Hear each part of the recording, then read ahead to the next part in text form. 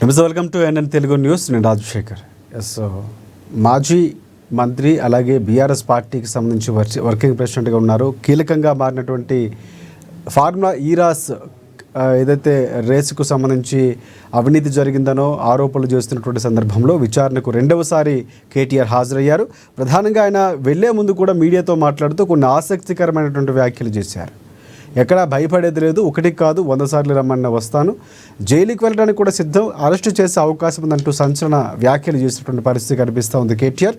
ప్రధానంగా ఈ వ్యాఖ్యలు వెనక వ్యూహం ఏమైనా ఉందా, లేకపోతే సమాచారం మేరకే కేటీఆర్ వ్యాఖ్యలు చేశారని ఒక ప్రశ్నలు ఉత్పన్నమవుతున్నాయి. ప్రధానంగా కేటీఆర్ విచారణకు హాజరైన నేపథ్యంలో కీలకంగా కొన్ని వ్యాఖ్యలు చేస్తూ సీఎంగా ఉన్నటువంటి ముఖ్యమంత్రి రేవంత్ రెడ్డికి సంబంధించి లైవ్ డిటెక్ట్ టెస్ట్కి అనుకూలంగా ఉన్నారా, నేను చేసుకుంటాను మీరు చేసుకుంటారంటున్న వ్యాఖ్యలు చేయడం కానీ, లేకపోతే వ్యక్తిగతంగా దూషణలు చేసే ప్రయత్నం చేస్తున్నారంటూ కాంగ్రెస్ పార్టీ నేతలు ఆరోపిస్తున్నారు. సో ఈ అంశానికి సంబంధించి ఇక్కడ విచారణ ఏదైతే ఫార్ములా ఈ కార్ రేసుకు సంబంధించినటువంటి వ్యవహారంలో అవినీతి నిజంగా జరిగిందా లేదన్నది ఒక రకంగా తేల్చాల్సిన అంశం. కానీ ఈలోపే రాజకీయంగా ఈ అంశం మారబోతుందన్నటువంటి విమర్శలు వినిపిస్తున్నాయి.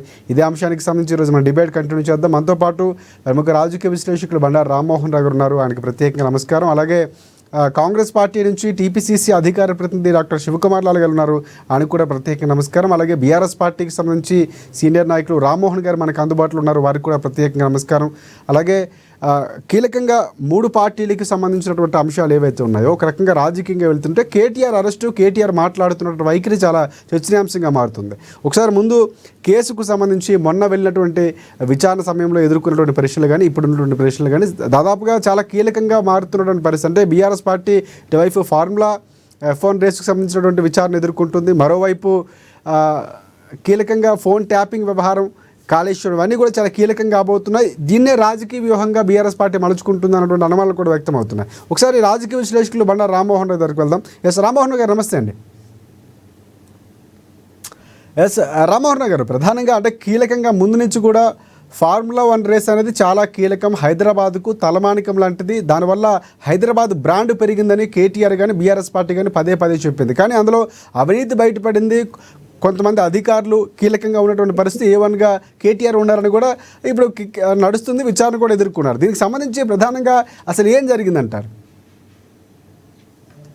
రాజశేఖర్ గారు, మీకు అట్లాగే యువ మిత్రుడు మనకు రామ్మోహన్ గారికి, అట్లాగే డాక్టర్ సాబ్ యాక్చువల్ గా సామాజిక సేవ రాజకీయాల్లో చేసుకుంటూ వృత్తిపరంగా కూడా సేవ చేస్తున్న శివలాల్ గారికి, అట్లాగే అమ్మాయి ప్రేక్షకులు నమస్కారం. నమస్తే. ఇందులో 2 విషయాలు చూడాలి. ఏ మాటకు ఆ మాట. ఇప్పుడు లొట్టపీస్ కేసు అని ఆయన అన్నా, లేకపోతే లైట్ డిటెక్టర్ అయినా, ఇవన్నీ రాజకీయ ఆరోపణలు ప్రత్యారోపణలు చేసుకుంటారు. ఈ కేసు గురించి మాట్లాడాలి. ఎందుకంటే మళ్ళీ హామీలు, గొడవలు, మాటల యుద్ధాలు పోతే ఇంకో రకంగా పోతుంది. ఈ కార్ రేసులో ఏం జరిగింది? ఈ కార్ రేసులో ఆనాడు హైదరాబాద్ బాగా ఫోకస్ లో తీసుకురావడం, తెలంగాణ ఫోకస్, వీటన్నిటికంటే ఇంకా హై లెవెల్ ఒక గ్రాఫ్ ఉన్నది. ఏంటంటే దాన్ని ఈ కార్ రేస్ లో ఇవాళ సాంప్రదాయేతర ఇంధన వనరులలో ముఖ్యంగా ఎలక్ట్రిక్ వెహికల్స్ పెద్దది. అంతేగా ఏ రకంగా చూసినా డీజిల్, పెట్రోల్ వెహికల్స్ కాలుష్యానికి దారి తీస్తున్నాయి. ఈ ఎలక్ట్రిక్ వెహికల్స్ అయితే చాలా వరకు కాలుష్యం పోతే ప్రపంచవ్యాప్తంగా ఇది అనుకుంటుంది. దానిలో ఇంకో నిగుడు అర్థం ఉంది. దీన్ని బాగా డెవలప్ చేస్తే మనకు హైదరాబాద్ మరో ఒక ఢిల్లీ లాగా మారకుండా ఉంటది అనే కదా, కాలుష్యం కోరలో ఎదుర్కొంటూ ఉంటది అనే. కనుక దానికి ప్రమోషన్ గా అది ఇక్కడ పెట్టారంట. ఎందుకంటే కేవలం దాన్ని సమర్థించినంత మాత్రాన ఇంకోటి విమర్శించడం కాదు. ఆనాడు కాంగ్రెస్ పార్టీ ఈ కార్ రేసును విమర్శించింది కనుక ఇవాళ అందాల పోటీలు బీఆర్ఎస్ విమర్శిస్తుంది. అంతే. అందాల పోటీలు అవసరమే, ఈ కార్ రేస్ అవుతుంది, 2 అవసరం. అంటే అందాల పోటీలు కూడా ఎందుకు అవసరం అంటే అందులో కొన్ని ఉండొచ్చు, అపరిస్థితులు దొరలొచ్చు. కానీ ప్రపంచవ్యాప్తంగా చూస్తే 140 దేశాల్లో మన దేశంలో ఉన్న అనేక పర్యాటక ప్రదేశాల గురించి, మనం ముఖ్యంగా మన రాష్ట్రం, దేశంలో కాదు, మా రాష్ట్రంలో ఉన్న పర్యాటక ప్రదర్శించడానికి ఖర్చు అయినా సరే మన ప్రపంచవ్యాప్తంగా టూరిజం డెవలప్ అయ్యడానికి అవకాశం అయితే వచ్చింది. ఇంతమంది 140 దేశాలు, 108 దేశాల నుంచి వేరే వచ్చిండ్రు. మిగతా 140 దేశాలు ప్రత్యక్ష ప్రసారంలో చూశారు. కనుక ఈ రెండింటిని ఒకరినొకరు వాడు పేల్చుకుంటారు. అంటే ఈ కార్ రేస్ కరెక్ట్ కాదని కాంగ్రెస్ అంటే, మీ అందాల పోటీలు కరెక్ట్ కావని చెప్పి విమర్శించుకుంటారు. కనుక 2 అవసరమే. రెండిట్లోని అపశృతులు దొరికితే దాన్ని మనం ఎట్లా సరి చేసుకోవాలని ఆలోచన చేయాలి. మనకి ఇచ్చపరచుకోవద్దు. నెంబర్ 1. ఇక ఈ కార్ రేస్ దగ్గరకు వస్తాడు. ఎందుకంటే నిష్పక్షపాతంగా ఉండడం అనే దానికి చెప్తున్నాను. ఈ 2 విధాలు చెప్పారు. ఈ కార్ రేసులో ఆయన ఏ మాట వాడినా కానీ నా ఉద్దేశం ఏంటంటే ఇది కొండను దెబ్బ ఎలుకని పట్టడమే అవుతుంది అనుకుంటున్నాను. ప్రభుత్వాలు శాశ్వతము, పార్టీలు శాశ్వతం కాదు. పార్టీలు మారుతుంటాయి. ప్రభుత్వ విధానాలనే బేస్ చేసుకొని మీరు కేసులు పెట్టుకుంటూ పోతే ఎవ్వరు మిగిలిన అంటున్నాను. అధికారులు అవినీతి చేసినా, రాజకీయ నాయకులు అవినీతి చేసినా తప్పనిసరి జైలు పోవాల్సిందే కాదంటలేదు నేను. ఉదాహరణకు జయలలిత గారు అక్రమ ఆస్తులు అంటే ఆదాయానికి మించిన ఆస్తులునే ఆమె జరిగిపోయింది. అట్లా లాలూ ప్రసాద్ గారు మన గడ్డి కుంభకోణం చేస్తే స్కూటర్ ను కూడా లారీ నెంబర్ చూపెట్టి పోయిండు ఆయన కూడా. అట్లానే కేజ్రీవాల్ గారు మన లిక్కర్ కేసులో పోయిండ్రు. మహామహులు ఇందిరాగాంధీ గారు జైలుకు పోయిండ్రు, నరసింహరావు గారు జైలుకు పోయిండ్రు. అంటే ఇవన్నీ చూడండి మీరు. అంటే ఎవరైనా చెప్పండి, అందరూ కూడా రాజకీయ నాయకులు జైలుకు పోవద్దని లేదు. కానీ ఈ కేసు విషయానికి నేను పరిమితం అవుతాను. ఈ కేసులో సమస్య ఏంటంటే ఇందులో ప్రొసీజరల్ ఆస్పెక్ట్ లో ల్యాబ్స్ ఉన్నాయి అంటున్నారు. అంతేకాని అవినీతి జరిగింది, ఎవరో డబ్బులు తిన్నాడనే సమస్య లేదు. కానీ కేసు అవినీతి లేదు. ఇక్కడ ప్రొసీజరల్ ఆస్పెక్ట్ లో రెండు ఉన్నాయి. ఒకటి అధికారులు రామ్మోహన్ రావు గారు అంటే అవినీతి జరగడానికి ఆస్కారం లేదంటారా? నేను అదే చెప్తున్నాను సార్. నేను ఏమంటున్నానంటే కేసు పెట్టింది ఏసీబీ వాళ్ళు. నేను అడ్వకేట్ చెప్తున్నాను. ఏసీబీ ఒక కంప్లైంట్ చేసింది. ఏసీబీకి హెచ్ఎండిఏ ఎవరైతే దానకిషోర్ గారు ఇప్పుడు హెడ్ ఉన్నాడో ఆయన కంప్లైంట్ చేశారు. ఎక్కడ కూడా ఈ డబ్బులు అక్కడికి పోలేదని చెప్పలే ఆయన. అవినీతి జరిగిందని ఎక్కడ ఎఫ్ఐఆర్ లేదు, ఆయన కంప్లైంట్ లో లేదు. కంప్లైంట్ ఏమన్నారంటే ప్రొసీజర్ ఆస్పెక్ట్ లో హెచ్ఎండిఏకి ఏం సంబంధం లేకుండా డబ్బులు అక్కడ ట్రాన్స్ఫర్ అయినాయి అని చెప్తున్నాను. ట్రాన్స్ఫర్ అయినాయి అంటున్నాడు కానీ చేరలేదని చెప్తున్నాడు ఎక్కడ కూడా. చేరిన వాటికి కూడా లీగల్ గా రెండు ఉన్నాయి. ఒకటేమో మనకు రిజర్వ్ బ్యాంక్ అనుమతి, రిజర్వ్ బ్యాంక్ ఏం చేయాలంటే అనుమతి తీసుకొని, రిజర్వ్ బ్యాంక్ అనుమతి తీసుకొని బ్యాంకులు డాలర్ల రూపంలో విదేశీ మారక ద్రవ్యాన్ని పంపాలి. విదేశీ మారక ద్రవ్యం పంపినప్పుడు ఈ నిబంధనలు పాటించలేదని ఒకటి. రెండోది ఏంటంటే దానికి గాను ఆదాయ పన్ను శాఖకు కూడా మనకు కట్టాల్సిందని చెప్పి దాన్ని ఏం చేసిందంటే ఇన్కమ్ ట్యాక్స్ వాళ్ళు 8 కోట్ల ఫైన్ వేసారు. ఏది తెలంగాణ గవర్నమెంట్ మీద, కేటీఆర్ మీద, మల్లయ్య మీద వెళ్ళే వ్యక్తులు కాదు ఇక ముఖ్య ప్రభుత్వాలు వేస్తే 8 కోట్ల ఫైన్ కూడా మన ప్రభుత్వం కట్టాల్సి ఉండే. కానీ నోటీస్ వచ్చింది ఇక్కడ ఎవరికి, రేవంత్ రెడ్డి గారికి, అంటే ఆంధ్రప్రదేశ్ తెలంగాణ ప్రభుత్వానికి వచ్చింది. ఆ నోటీస్ చూసి అందులో జరిగింది, దాని మీద కొంచెం కారాహారం చెప్పి కేసు వేశారు. ఈ కేసు నేను ఏమంటున్నానంటే రేపు విచారణ మొత్తం జరిగినా కూడా రాజకీయ నాయకులు జైలుకు పోరు. పోతే ప్రొసీజర్ హాస్పిటల్ ఎవరైనా పోతే ఎవరు ఉంటే అరవింద్ కుమార్ గారు, రెడ్డి గారు పోతారు తప్ప మిగతా పోరు. ఎందుకు పోరంటే నేను ఒక ఆదేశం ఇస్తా ఒక అధికారికి, నేను నాయకుడిని లేకుండా ముఖ్యమంత్రిని ఏదో ఉంటా, కానీ నేను ఆదేశం ఇస్తే రాజపూర్వకంగా ఇస్తేనేమో నాకు తప్పు అవుతుంది.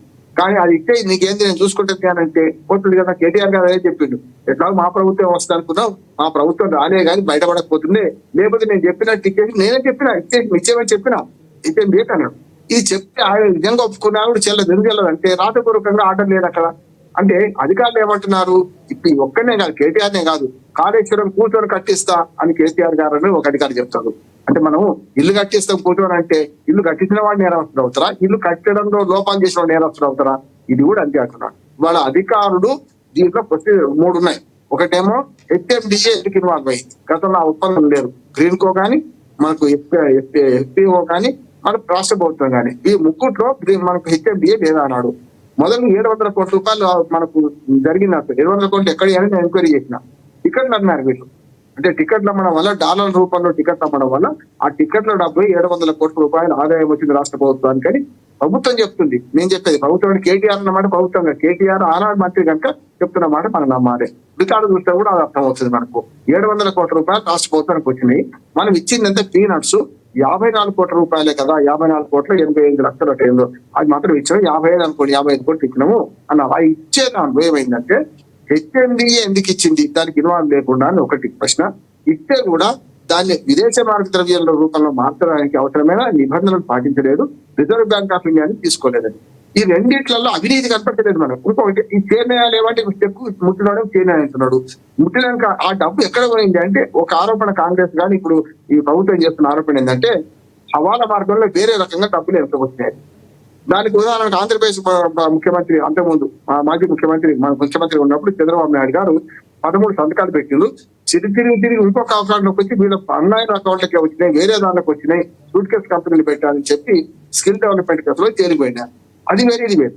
ఇక్కడ 55 కోట్లు 56 కోట్లు ఎవరికన్నా వెనక్కి వచ్చినాయా అది రుజువు అయ్యాక నిందితులు మాత్రమే అది రుజువు అయితే ఖచ్చితంగా ఎవరైతే ఉంటారో వాళ్ళు జైలు, కేటీఆర్ అకౌంట్కి వచ్చిన కేటీఆర్ జైలు పోతాడు, లేకపోతే ఇంకెవరైనా పోతాడు. ఇక్కడ జరిగింది రెండోది ప్రొసీజర్ ఆస్పెక్ట్ ఒకటి. మూడోది ఆరోపిస్తుంది కానీ ఎక్కడ ఎఫ్ఐఆర్ లేదు, ఎక్కడా లేదు. ప్రభుత్వం ఇప్పుడు కాంగ్రెస్ పార్టీ ఆరోపిస్తున్న ఇంకో విషయం ఏంటంటే ఇందులో ఎలక్షన్ కమిషన్ అనుమతి తీసుకోవాల్సిన లేదు. ఇంత తప్పు అంటున్నాడు. ఎలక్షన్ కమిషన్ అనుమతి అన్నింటిలో అవసరం లేదు. ఆన్గోయింగ్ పథకాలకు ఎక్కడ అవసరం లేదు. అట్లాంటి ప్రభుత్వ జీతాలు ఆపాలి, పెన్షన్లు ఆపాలి, ఏది ప్రభుత్వం నిర్వీర్యమై కూర్చోవాలి ఆ రెండు నెలలు. అట్లుంటది ఎక్కడ ఉండదు కదా. ఇక్కడ ఎలక్షన్ కమిషన్ అనుమతి అంటే ఎలక్షన్ కమిషన్ ఏమైనా నోటీస్ పంపిందా? పంపలేదు. ఎలక్షన్ కమిషన్ కథలో మనకు వాళ్ళు ఏమన్నా కేసు పెట్టిందా? పెట్టలేదు. కానీ ఎలక్షన్ కమిషన్ అనుమతి ఎక్కడ వచ్చింది ఇక్కడ? కానీ ఎలక్షన్ కమిషన్ అనుమతులు కొన్ని అవసరం ఉంది. గతంలో చూసినాం, మన రైతు బంధు వేసేటప్పుడు కూడా రైతులకు పర్మిషన్ తీసుకుంటే కాంగ్రెస్ పార్టీ వాళ్ళు అబ్జెక్షన్ పెడితే పర్మిషన్ ఇచ్చింది మన ఎలక్షన్ కమిషన్. అప్పుడు ఏది రైతు బంధు 12 విడత రైతు బంధు నవంబర్ లో ఇస్తే దాన్ని మన హరీష్ రావు 2 మాటలు మాట్లాడడం వల్ల రేపటికి డబ్బులు పడుతున్నాయి మీరు అని సిద్దిపేటలో మాట్లాడడం వల్ల మళ్ళీ ఆగిపోయింది. టూమోటోగా ఎవరు కంప్లైంట్ చేయకుండా మీరు మాట అన్నారు కనుక ఈ తప్పు రేపు లంచాలు ఇచ్చినట్టే ప్రజలకు అని చెప్పి ఆపేస్తుంది. అటువంటి విషయాల్లో ఆపింది తప్ప ఆన్గోయింగ్ పథకాలు ఎప్పుడు ఎలక్షన్ కమిషన్ జోక్యం చేసుకోలేదు. ఇందులో కూడా ఇది పథకము కాదు, ఎవరికైనా లబ్ధి చేసేది కాదు, ఓటర్లకు అంతకంటే లబ్ధి కాదు. ఇప్పుడు 55 కోట్లు ఎవరుకోపోతే 56 కోట్లు ఆ వాడైతే ఓటేస్తోడు కాదు కదా, విదేశాలకు పోయినాయి కదా, ఆ వాడైతే ఇక్కడ ఓటేస్తోడు కాదు కదా. కనుక ఓటుకు సంబంధం లేని దాంట్లో ఎన్నికల కమిషన్ అనుమతి ఎక్కడ వస్తుంది నాకు అర్థం కాలేదు. 2 మూడవది ఏంటంటే ఏసీబీ ఎప్పుడు కేసు పెట్టాలంటే అవినీతి ఎక్కడ జరిగితే ఏసీబీ కేసు పెట్టాలి. రెడీ హ్యాండ్ డబ్బులతో దొరికిండు కేసు పెట్టవచ్చు. లేదు డబ్బులు అకౌంట్ చేరి ఇంకో అకౌంట్ మారినాయి కేసు అంటే అవినీతి ఇన్వాల్వ్ అయిన కేసులో పెట్టవచ్చు. ప్రొసీజర్ పెట్టు, లేకపోతే మనకి ఏవైతే మన జరగాల్సిన లింకులు ఏవైతే అవి ఇస్తే అధికారులు చేయాల్సిన పని. ఇవాళ రేవంత్ రెడ్డి గారు ముఖ్యమంత్రిగా ఉన్నారు. రేపు 4th సిటీ నాకు ఏమంటున్నాడు, 4th సిటీలో ఏదైనా అవకతవకలు జరుగుతాయి, ముఖ్యమంత్రిని డైరెక్ట్ అరెస్ట్ చేస్తామా? ఏం కదా, దాన్ని ఇన్వాల్వ్ చేస్తారు. ఇక్కడ కూడా ఎవరు చూసుకోవాలి?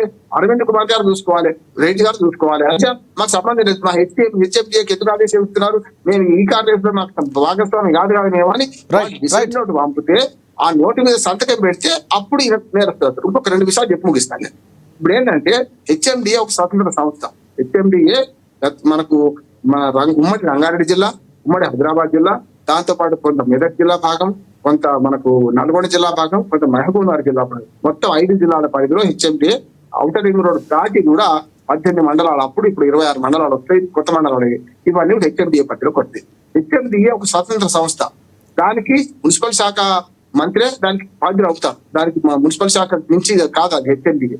కనుక ఆదేశం ఇస్తే, ఓరల్ ఆదేశాలు ఇస్తే అధికారులు ఏం చేశారు, డిసెట్ నోట్ రాసిందా రాయలేదా, ఇచ్చే తప్పు అయితే వాళ్ళది అయితే కానీ ఇలాంటి కాదు అంటున్నాను. అదే చెప్తున్నాను కదా, ఏదైనా ఏ కేసులో అయినా నేను నుండి చేయించిన అని అంటే రేవంత్ రెడ్డి గారు కూడా అలా భారత పత్రిక ఏది మన మూసీ ప్రక్షాళన అంటున్నాడు. మూసీ ప్రక్షాళన అవకతవకలు జరుగుతాయి.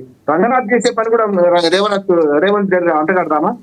కాదు కదా. రంగనాథ్ ఏమైనా తప్పు చేస్తే కోర్టు మందలిస్తుంది. రేవంత్ రెడ్డి గారిని ఎప్పుడు విడుడే కోర్టు రంగనాథ్ గురించి సంగతి ఏంది, సెలవులు రాని ఎందుకు పూల కొట్టడం అని అడిగింది. ఇది అంటే అంటున్నాడు. ఇవాళ అరవింద్ కుమార్ గారికి ఇద్దరు పోయిండు.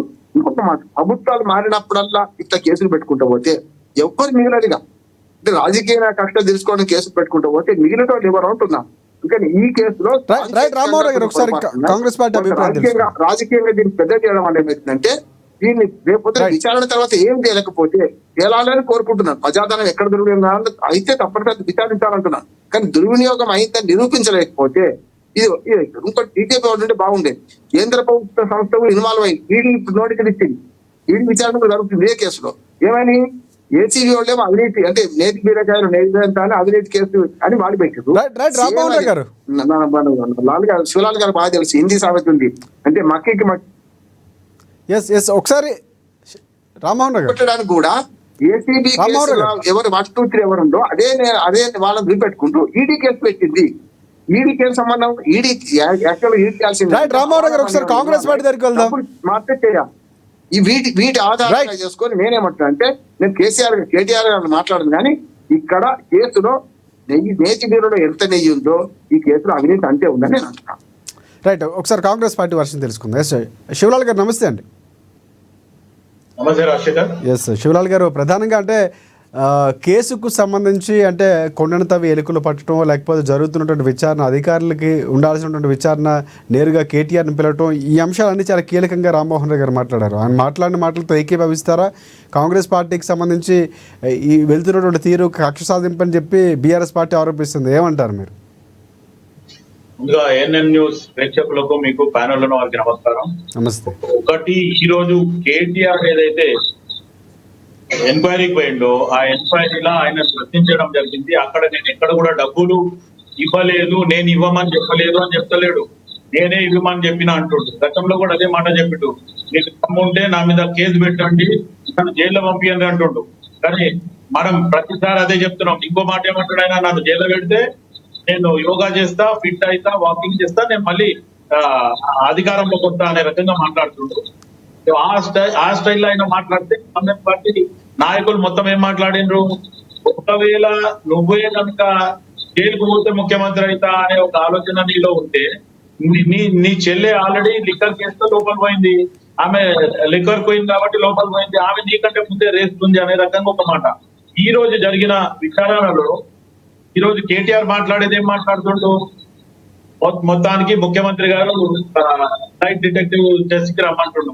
ఆయనకు ఒకసారి మనం భ్రమించిందా లేదా అని ఒకసారి ఆయన ఆలోచించాలి. గతంలో కొండా విశ్వేశ్వర రెడ్డి మరియు రేవంత్ రెడ్డి ఇద్దరు కూడా అమరవీరుల స్థూపాల దగ్గర వచ్చి నిలబడ్డారు, నువ్వు రా మనం లైవ్ డిటెక్టివ్ టెస్ట్ ఇద్దామని చెప్పి ఇద్దరు కూడా వచ్చి చెప్పడం జరిగింది. ఇప్పుడు కొండా విశ్వేశ్వర రెడ్డి గారు బీజేపీలో ఉన్నారు, రేవంత్ రెడ్డి గారు ముఖ్యమంత్రి ఉన్నా కానీ అప్పుడు రాలేదు. అప్పుడు లేనోటి ఈరోజు కొత్తగా దీన్ని డైవర్ట్ చేయడం ఏంది? ఒక్కసారి నువ్వు ఆ కేసులో నేను డబ్బులు ఇచ్చినాను, ఈ ఫార్ములా కేసులో డబ్బులు ఇచ్చింది నేనే, ఇయ్యమని చెప్పింది నేనే, వారు మంత్రివర్గంలో ఏ కేబినెట్ నిర్ణయం తీసుకోలే, ఇవన్నీ నేనే చేసిన అనేది ఆయన ఓపెన్ గా ఒప్పుకుంటున్నాడు. కాబట్టి ఖచ్చితంగా రేపు ఆ కేసులో మటుకు లోపల పోతాడు. దానికి ఏమంటాడు, కేసీఆర్ గారిని పిలిచిండ్రు, ఇటు హరీష్ రావు పెద్దలను హరీష్ రావు గారిని పిలిచిండ్రు, పెద్దలను కేసీఆర్, ఇవన్నీ ఎందుకు? నువ్వు నా నుంచి మిస్టేక్ జరిగింది, ఆ మిస్టేక్ మీరు ఏం పనిష్మెంట్ ఇస్తారో ఇవ్వండి, లోపల పంపిస్తారో పంపిస్తారు, అట్లా మాట్లాడాలి. కానీ ఖచ్చితంగా దానికి స్థానిక సంస్థల ఎలక్షన్ కి లేకపోతే ఎక్కడెక్కడో పొందనాలు పెడుతున్నాడు. ఇది ఎక్కడ మట్టుకు సమంజసం కాదు. కేటీఆర్ మళ్ళీ ఒకసారి ఆలోచించాలా. ఒకటికి 2 సార్లు వచ్చినా, ఇది 3వ సారి వచ్చినా, మేము తెలంగాణ ఉద్యమంలో మేము జైల్లో పోయినాం, ఆయన ఎక్కడ జైల్లో పోయిందో తెలియాలి. ఆయన హరీష్ రావు, కవిత, కేటీఆర్ ఎప్పుడన్నా ప్రజలకు వచ్చి ప్రజలకు తెచ్చగొట్టింది తప్ప ప్రజల ముందు వచ్చి వీళ్ళు పబ్లిక్ లేడ నిలబడ్డారండి చెప్పండి. సెక్యూరిటీ లేకుంటే వీళ్ళు నిలబడ్డారు ఏడన్నా. ముఖ్యమంత్రిని చేసి ప్రజలు 10 సంవత్సరాలు ముఖ్యమంత్రిగా మన కేటీఆర్ గారు ఉంటే, కేటీఆర్ ఫామ్ హౌస్ దగ్గర బయటికి రాడు, ప్రగతి దగ్గర బయటికి రాడు, అప్పట్లా ఒక్కరైనా కలవలేదు. ఈరోజు 10 సంవత్సరాలు అయిపోయిన తర్వాత మార్పు కావాలి, కాంగ్రెస్ రావాలి అన్నాక కాంగ్రెస్ పార్టీ అధికారంలోకి వచ్చినాక ఈరోజు సెక్రటరియట్ లా జనాలు పోవడానికి అవకాశం ఉంది, ఇప్పుడు ఉన్న ప్రజాభవన్ లో పోవడానికి అవకాశం ఉంది, ముఖ్యమంత్రిని కలవడానికి అవకాశం ఉంది. మీరు ఒక కేటీఆర్ ని కలవాలంటేనే ఇబ్బంది ఉండే. ఇట్లా చెప్పుకుంటా పోతే చాలా వాళ్ళు చేసిన దుర్వినియోగాలు కానీ దోపిడీ కానీ ఎక్కువ ఉంది. ఇవన్నీ దోపిడీ మాటలు బంద్ చేసి నిజంగా కూడా కానీ ఒకటి కమిషన్ ముందు పోయినరు శివలాల్ గారు, ప్రధానంగా మీరు ఒకటి కాదు 100 సార్లు పిలిచినా వస్తాను, జైలుకి పంపించే ఉద్దేశం ఉన్నా కూడా తను జైలుకి వెళ్ళడానికి సిద్ధంగా ఉన్నట్లు చెప్తున్నారు. అంటే క్లియర్గా నిజమే చెప్తాను, ఎక్కడ అబద్ధం చెప్పారని కూడా చెప్పారు. అయితే నేను ఏమంటున్నా రాజేంద్ర గారు, నువ్వు ఆల్రెడీ నిజంగా కూడా నువ్వు నిజమే చెప్పినావు అనుకుందాం. నువ్వు నిజం చెప్తే ఆడ నువ్వు చేసింది తప్పు అనేది నిర్ధారణ అవుతుంది కదా. ఇప్పుడు ఆల్రెడీ మన బండా రామ్మోహన్ రావు గారు కూడా చెప్పడం జరిగింది, ఏదైతే ఎలక్షన్ కమిషన్ తోని పర్మిషన్ తీసుకోవాలి. గతంలో హరీష్ రావు ఏమన్నాడు, మీకు రైతులకు రుణమాఫీ, రైతు బంధు పడుతుంది అన్నందుకే ఎలక్షన్ కమిషన్ దాంట్లో ఇన్వాల్వ్ అయినాక రైతులు బంధు పడడమే బంద్ అయిపోయింది. అటువంటిది 55 కోట్ల రూపాయలు ఈయన స్వయంగా ఎట్లా ఇస్తాడండి? ఆల్రెడీ ఏదైతే కేబినెట్ నిర్ణయం కూడా లేదు అక్కడ. ఇప్పుడు ఇంకొక మాట ఏం చెప్తుండు కేటీఆర్ అంటే, ఇక్కడ జనాలకు మీడియా ముందు చెప్పడమేమో ఈ రకంగా మాట్లాడుతుండు, అక్కడ పిటిషన్ వేసే దగ్గర మటుకు నాకేం సంబంధం లేదు, అధికారులకి సంబంధం అంటుండు. ఎక్కడ నువ్వు న్యాయంగా మాట్లాడుతున్నావు? రైట్, ఒకసారి బీఆర్ఎస్ పార్టీ వర్షన్ తెలుసుకుందాం. ఎస్ రామ్మోహన్ గారు నమస్తే అండి. రామ్మోహన్ గారు నమస్తే. నమస్తే. చాలా కీలకంగా కేటీఆర్ వెళ్లే ముందు మాట్లాడారు. ఆయన మాట్లాడినటువంటి వ్యాఖ్యలు ఎక్కడ భయపడినటువంటి పరిస్థితి లేదని చెప్తున్నారు. కానీ అక్కడ రాజకీయ దురుద్దేశంతోనే ముఖ్యమంత్రినో లేకపోతే ఇంకెవరినో టార్గెట్ చేయడం, ఇలాంటి వ్యాఖ్యలు చేయడం అనేది సబబు కాదు అన్నటువంటి వ్యాఖ్యలు వినిపిస్తున్నాయి కాంగ్రెస్ పార్టీ నుంచి.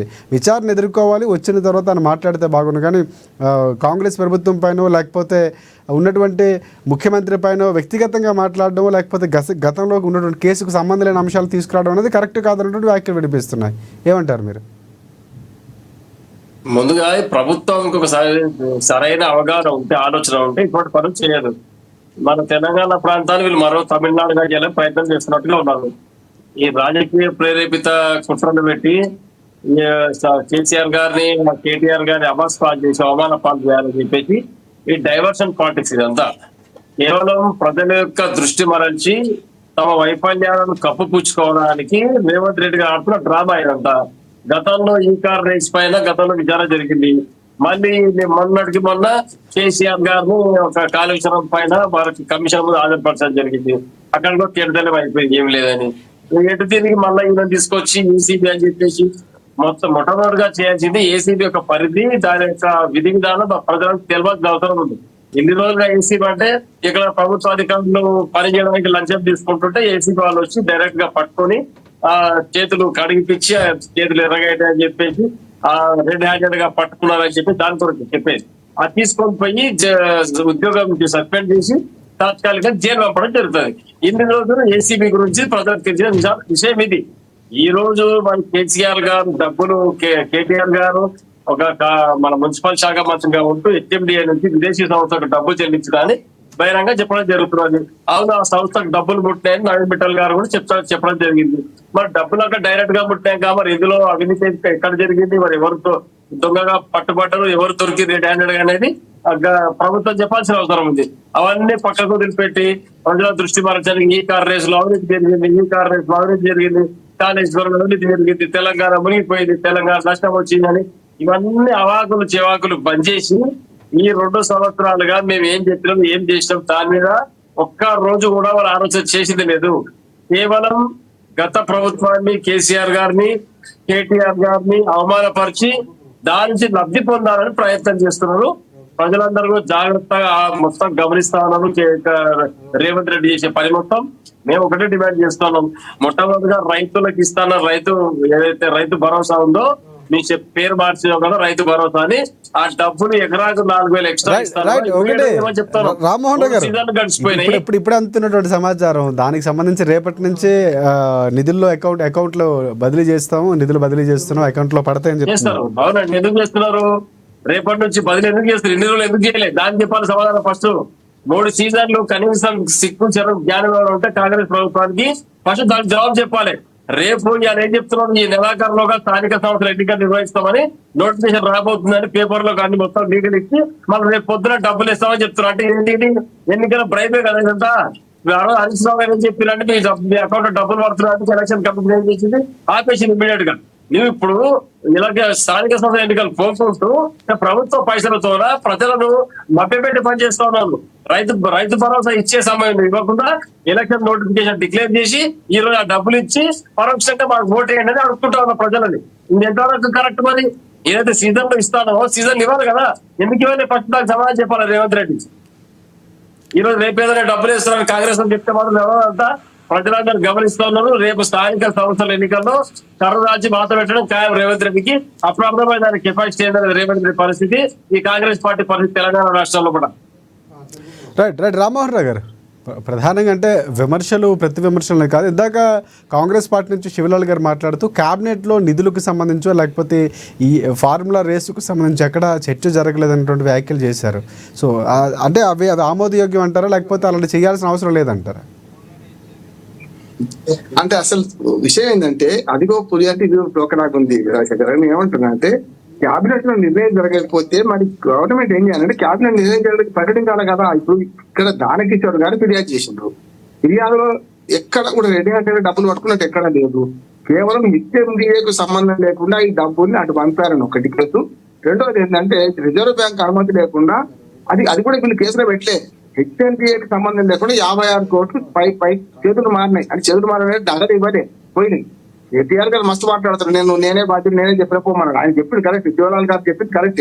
ఏంటంటే ఆయన ఏమన్నాడు ప్రెస్ ముందట మాట్లాడుకుంటూ, అవును నేనే చెప్పినా మా ప్రభుత్వం అంటే వస్తుంది అనుకున్నా, రాటిఫికేషన్ తీసుకుందాం అనుకున్నాం, కనుక అప్పటికప్పుడు వాళ్ళకి పంపాల్సింది పంపింది అంటున్నారు. కానీ క్యాబినెట్ నిర్ణయం జరగలేదు అనే మాట, ఈ నిధులు మళ్లించడానికి అనే మాట ఎక్కడ ఉంది అంటే అసలు దీని క్యాబినెట్ నిర్ణయం అవసరం లేదు. నెంబర్ 1 ఎక్కడ అంటే హెచ్ఎండిఏ స్వతంత్ర సంస్థ, హెచ్ఎండిఏ రాష్ట్ర ప్రభుత్వంలో భాగమే కానీ మున్సిపల్ అడ్మినిస్ట్రేషన్ శాఖలో ఒక స్వతంత్ర సంస్థ.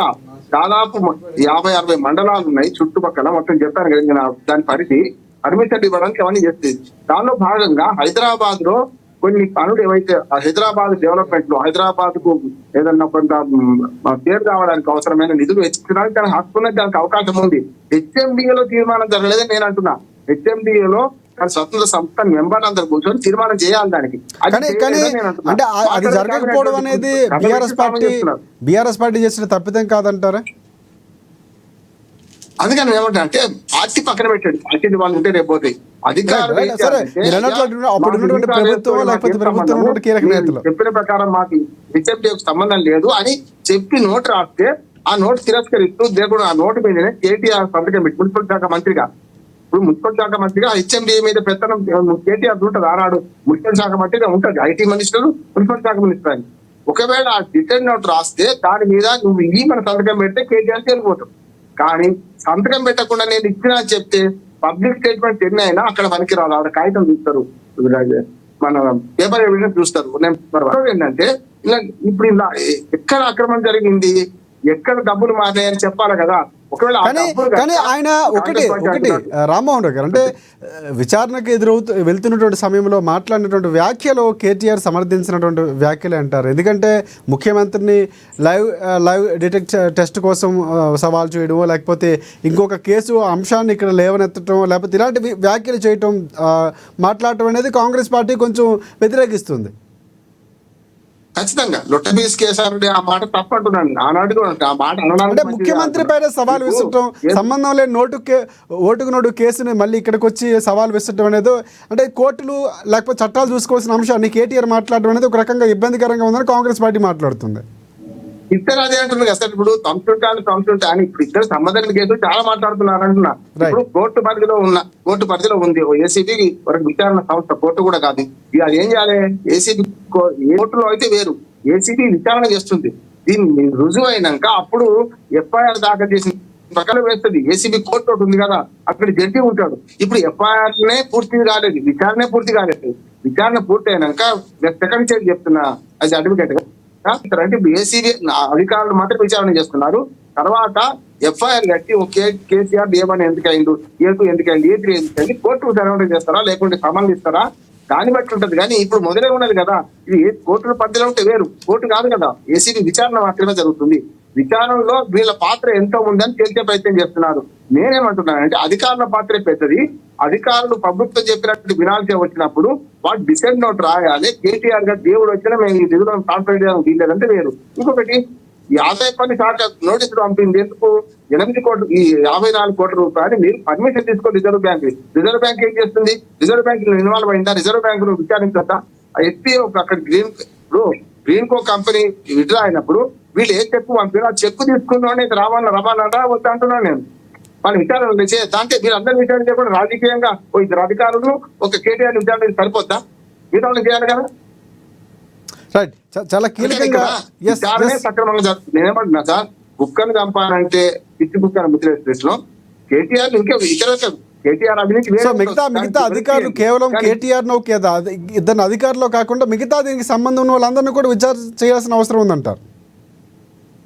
చేద్దాం. నేను ఇప్పుడు ఎవరికైతే చెక్ పోయిందో కాంగ్రెస్ పార్టీ వర్షం చేయాలి కదా. రిజర్వ్ బ్యాంక్ ఒక మాట, రిజర్వ్ బ్యాంక్ వాళ్ళు కూడా రిజర్వ్ బ్యాంకు పర్మిషన్ తీసుకోవాలి. విదేశీ మారక ద్రవ్యాన్ని డాలర్ రూపంలో పంపిండ్రు.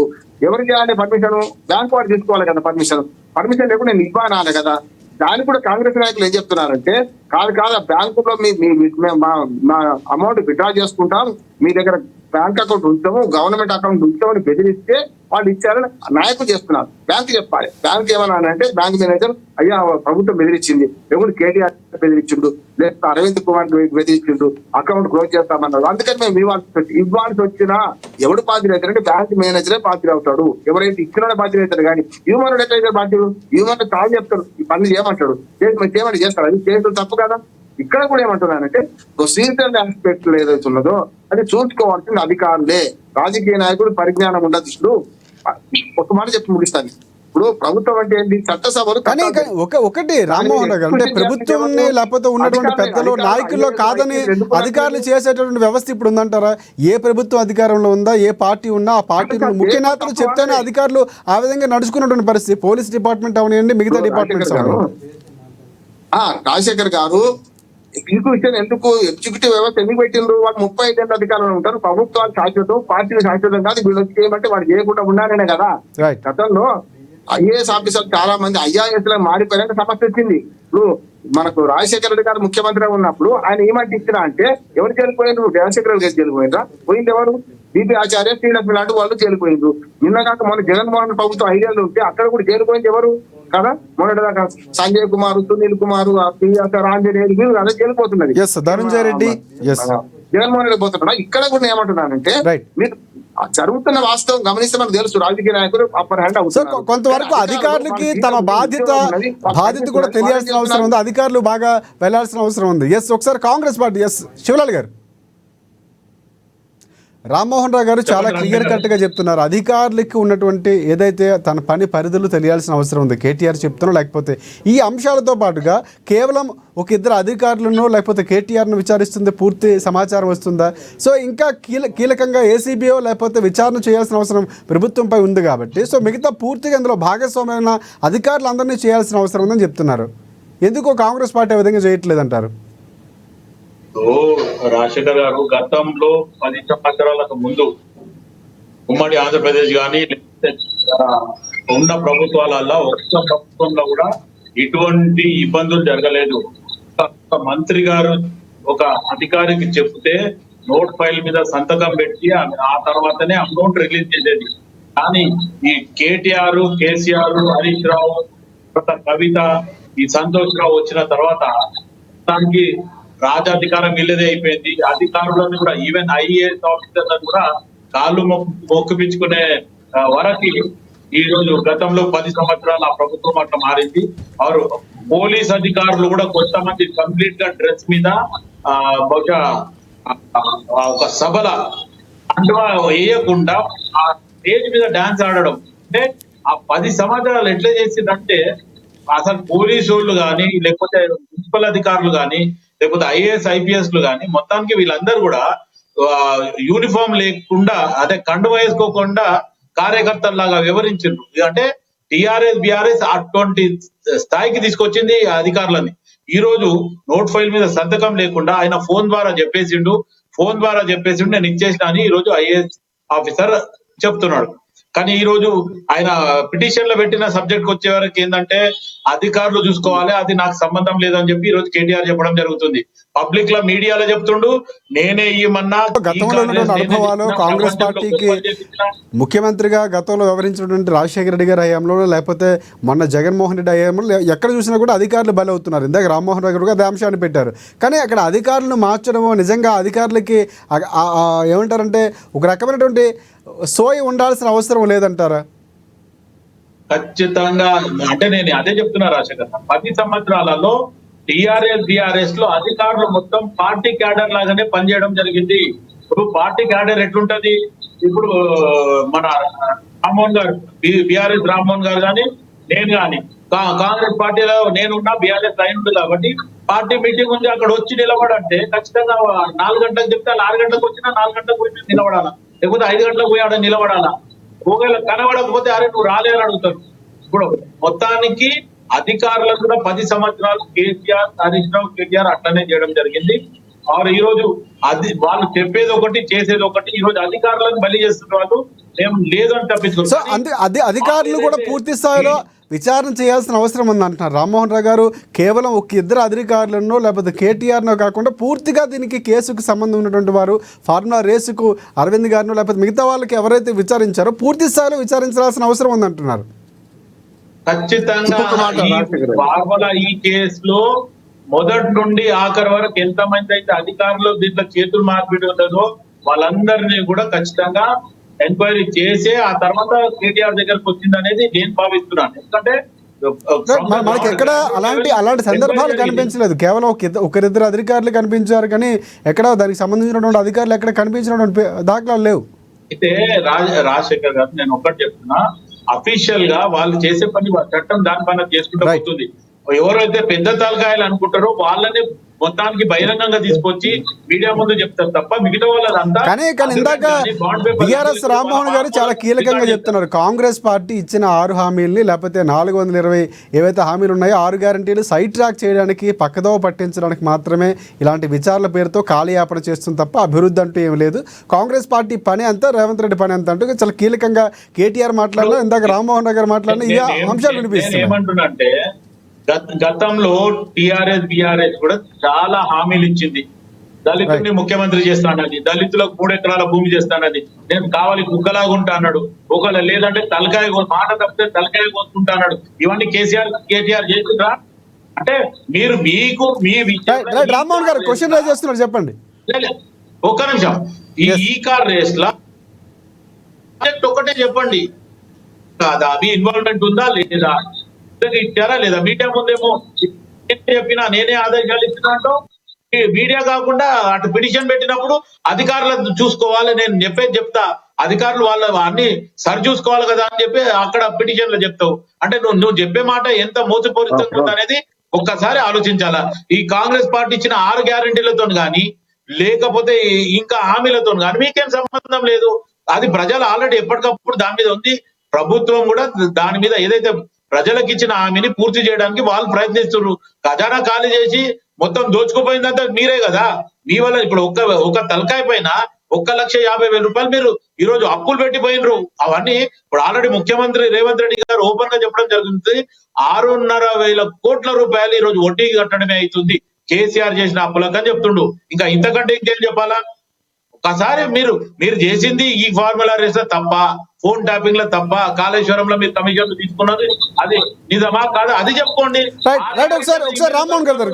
గ్యారంటీలు రాజశేఖర్ గారు ఒక నిమిషం, ఒకవేళ 6 గ్యారంటీల గురించి గిట్ట మీరు మాట్లాడాలంటే ప్రజలలో పోండి, జనాల మధ్యన పోండి, రెట్ట కొట్టండి, జనాల చెప్పండి.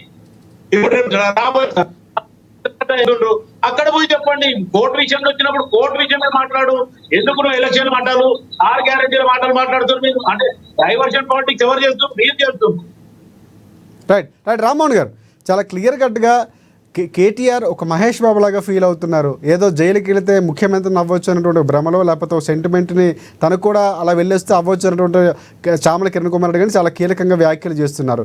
ఇక్కడ కూడా డైవర్ట్ పాలిటిక్స్ మీరు చేస్తున్నారని చెప్పి విమర్శిస్తున్నారు. మరొక ప్రశ్న, ఇందాక రామ్మోహన్ గారు మాట్లాడుతూ ఒక వ్యాలిడ్ పాయింట్ మాట్లాడారు. జిహెచ్ఎంసీలో ఈ ఏదైతే ఫార్మర్ రేసుకు సంబంధించి నిధుల అంశానికి సంబంధించినటువంటి చర్చ జరగాల్సిన అవసరం ఉంది, అక్కడ ఆమోదం పొందాల్సిన అవసరం ఉంది, కానీ అది జరగలేదు. ఎందుకు జరగలేదు అంటారు? ఎందుకు బీఆర్ఎస్ పార్టీ అప్పుడు అధికారంలో అక్కడ సమయాభావమా ఏం జరిగింది అనేది మన విషయం తెలియదు. ఖచ్చితంగా కేటీఆర్ గారు ఒకటి చెప్పారు, ఒక మంత్రి హోదాలో నా విచక్షణతోటి నేను అధికారంతో నేను నాకు విస్తృతంగా ఉన్నట్టు అధికార ఒక పదవితోటి ఆ మాట చెప్పడం జరిగింది. అది పనిచేసి ఆ డబ్బులు అక్కడ విదేశీ సంస్థలకు చెల్లించామని చెప్పింది.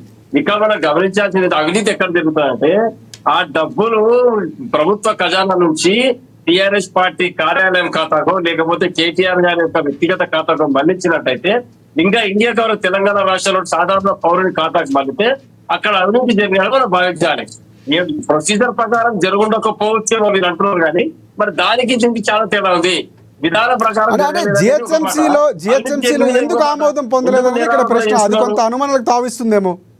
అదే చెప్తాను, వినండి. ఇప్పుడు ఇక్కడ డబ్బులు ఎక్కడికి చేరినవా లేదా, చేరే సంస్థకు డబ్బులు అందినవా లేదనేది ఇంపార్టెంట్, చాలా ఇంపార్టెంట్. అందులో 1 రూపాయి కూడా ఎవరి పర్సనల్ ఖాతా కానీ టిఆర్ఎస్ పార్టీకి కానీ కేటీఆర్ గారు కానీ ఎక్కడ కూడా చెల్లించబడలేదు. మరి దేంట్లో అవినీతి ఏముందండి? ఇంకా నువ్వు ప్రొసీజర్ ప్రకారం జరగకపోతే ఈ ప్రొసీజర్ ప్రకారం జరగలేదు, ఈ ప్రకారం జరిగేదని చెప్పు. అంతేగాని డబ్బులు అక్కడ ముట్టిన తర్వాత నువ్వు అవినీతి జరిగిందని పోయినంత కాలం ఇదే మాటలు మాట్లాడకపోతే నువ్వు అభివృద్ధి ఎప్పుడు చేస్తావు, రాష్ట్రాన్ని ఎప్పుడు పరిపాలన చేస్తావు? ఇప్పుడు శివాని చెప్తా ఉన్నాడు 6,500 కోట్ల రూపాయలు అప్పులకు వడ్డీలు కడుతున్నావు అని. ప్రతి రాష్ట్ర ప్రభుత్వం గడిచిన ప్రభుత్వాలు చేసిన అప్పులకు వడ్డీని కడుతూనే ఉంటది. ఈ అప్పున్న రోజులు వచ్చిన ప్రభుత్వాలందరూ కట్టాల్సిందే. ఈ అప్పు తీసుకొచ్చి కేసీఆర్ గారు ఏం నిర్మాణం చేసిన చూసి దానిపైన మళ్ళీ మీరు ఇన్కమ్ జనరేట్ చేసుకొని ఆ తెలివితోటి రాష్ట్రాన్ని నడిపితే ముందుకు పోతుంది.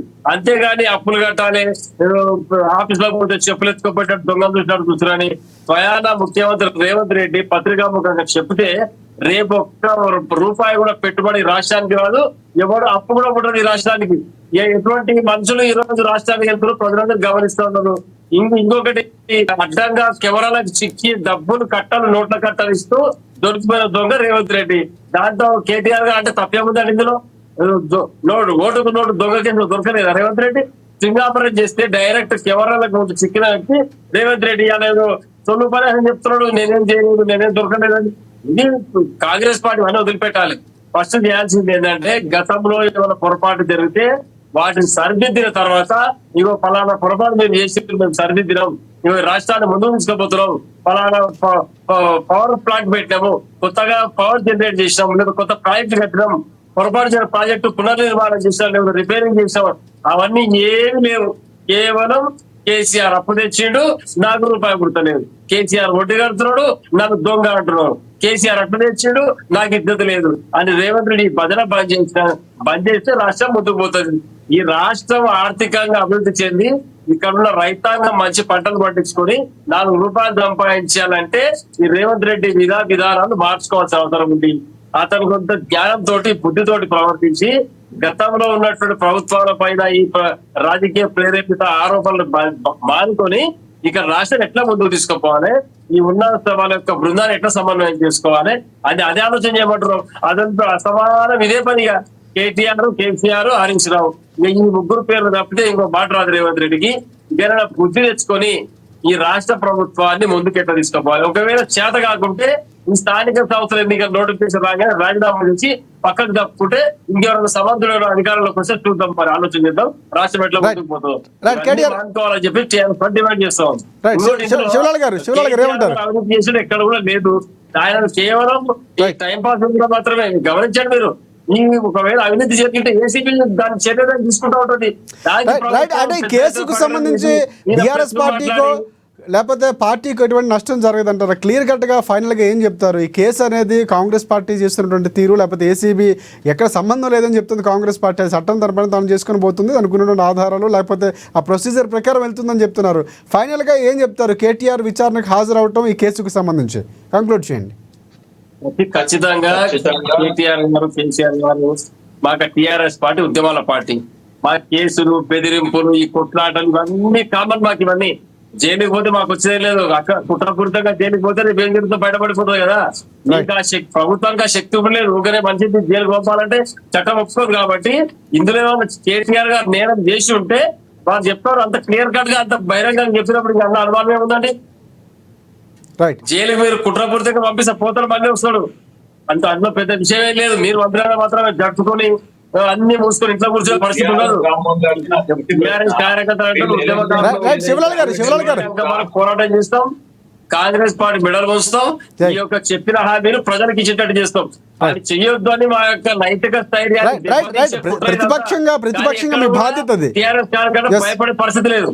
రైట్ రామ్మోహన్ గారు, ప్రతిపక్షంగా మీ బాధ్యత అది నిర్వర్తించాలని మేము కూడా కోరుకుంటున్నాం. శివలాల్ గారు మీరు కంక్లూడ్ చేయండి. అయితే మన రామ్మోహన్ భాయ్కి నాది ఒక సూటి ప్రశ్న.